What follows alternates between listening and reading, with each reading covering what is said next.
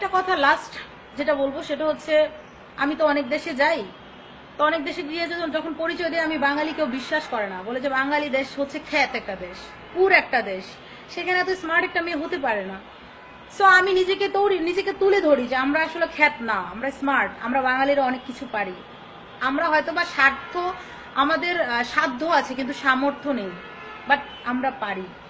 হ্যাঁ, সো আমি একটা জিনিস সবাইকে রিকোয়েস্ট করব, সেটা হচ্ছে প্লিজ প্লিজ প্লিজ, যতদিন পর্যন্ত আমাদের দেশের চিন্তা ভাবনা, চিন্তা চেতনা, ধ্যান ধারণা ফ্রি টাইপের না হবে, ফ্রি মেন্টালিটি না হবে, ততদিন পর্যন্ত আমাদের দেশটা এই এখন যেই পুর টাইপের আছে এরকমই থেকে যাবে।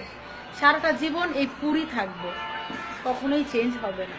কখনোই আমাদের দেশটাকে আমরা সিঙ্গাপুর বা আমেরিকা মনে করতে পারবো না, কারণ আমেরিকা সিঙ্গাপুরের ধারে কাছেও আমরা না।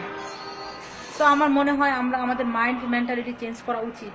আমরা এই মেন্টালিটি থেকে বের হয়ে আসা উচিত টোটালি, যে আমরা কেন পারি না, আমরা পারি, সবকিছু পারি।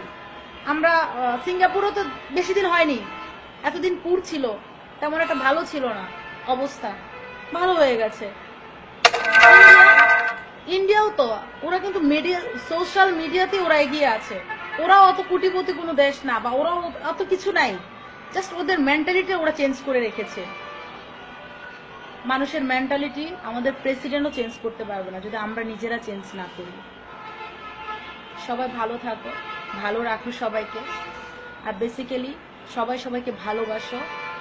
আর মানুষের ছোট ছোট বিষয়ে চিন্তা না করে কে কিভাবে ভালো থাকবে, কাকে কিভাবে আনন্দে রাখা যায়, কাকে একটু ভালোবাসা যায়, সেই চিন্তা সবাই করো। ভালো থাকো। Thank you.